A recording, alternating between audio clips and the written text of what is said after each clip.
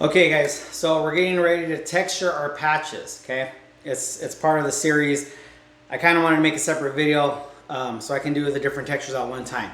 So if you remember, in the top that we have are our small blemishes or small repairs, okay?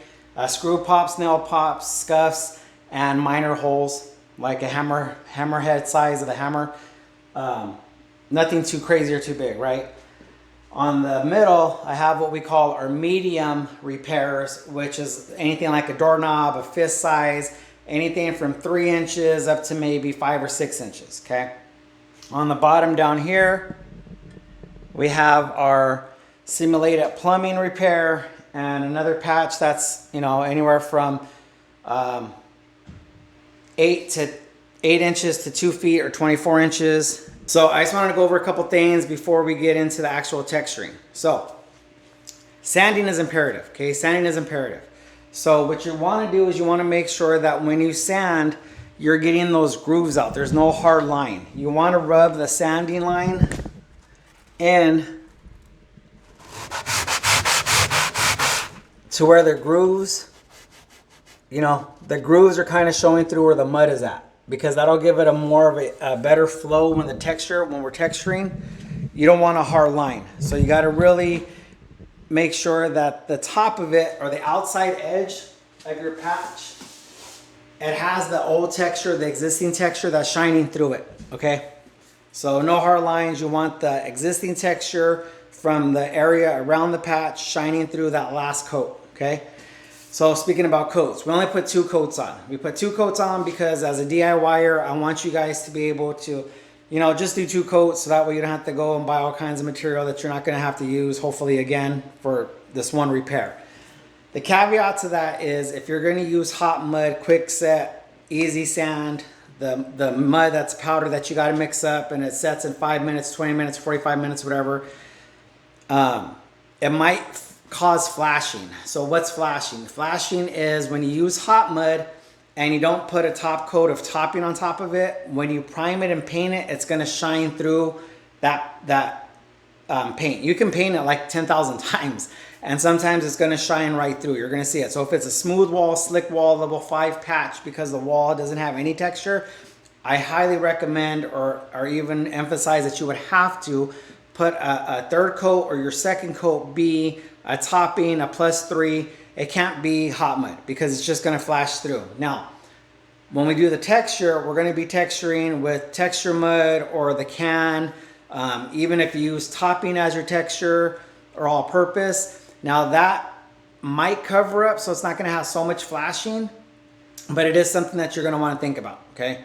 Now you could use something called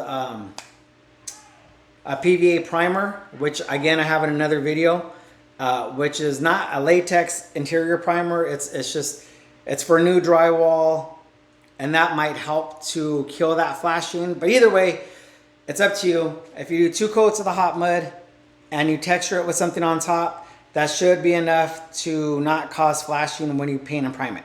But if it's smooth wall, you have to do some kind of a top coat, whether you do 3 coats or your 2nd coat is a topping. That way that's going to minimize it shining through the paint, okay? The other thing is I'm going to show you how I would mask for doing smaller patches. You've seen some other videos I have of masking, so I'm not going to really do too much with the bigger ones, and I'm not going to do too much with the smaller ones. But I will wrap one individual one so you can see if you only had 1 patch, you know, hopefully that's it, 1 patch. I'm going to act like I only have 1 patch and how I would mask it to texture. So let me show you that.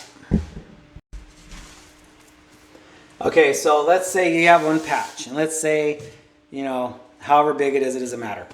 So you guys have seen this on another video. This is my masking machine. It's a painter's masking machine. It's 2 pieces. It's the handle part, and then it's this blade.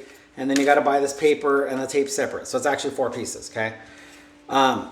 If you're just doing your own house, you can either have the plastic that you're going to use for the masking, or you can just buy this, because these rolls are like, I think $5 for the paper, and then it's usually like $7 to $8 for a roll of tape. You guys don't need this whole thing. I'm just going to use it because I have it.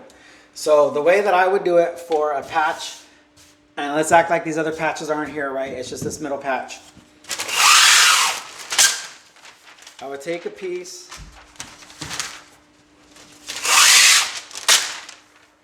usually two, and my patch is down here. So you want to do what's called feathering it or blending it in. So you're going to go past the patch. You're not just going to do the patch because then it's going to stick out. You want to feather it out or blend it out so that it fades into the existing texture. Okay, here it's going to be a little bit different because we have patches on either side of these patches. But you know, if there wasn't and it was just going into how this is on the bottom, that's what we're going to try to do. So the second thing is you never want to do right up to it, because then this line, the tape line, when you spray the texture, you're going to have a real hard line. Maybe I'll do one so I can show you what not to do, I guess. But so this is how I would mask for a patch, okay? So I'm starting at a vertical. I'm going to try to bend it around it. So horizontal, and then come back up.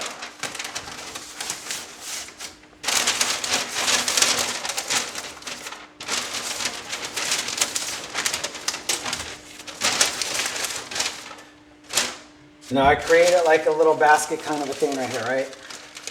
And you can get blue tape and you can pinch the corners. And then the same thing, I'm going to do the same thing on top.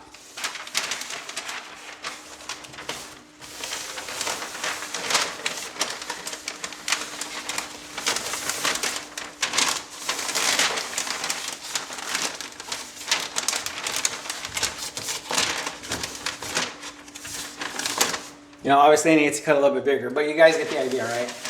So what it is I kind of made like a little house. If you can see that. See, it's like a little house.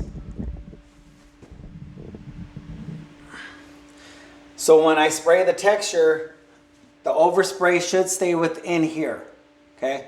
It should stay within there. So you're just kind of making a perimeter for the overspray to stay within. So that's basically how I would do it. I may or may not do it. Like I said, I'm going to try to do it with a hard line so you guys can see what the hard line looks like. But I want to first do these little ones and then we'll get back to the bigger ones.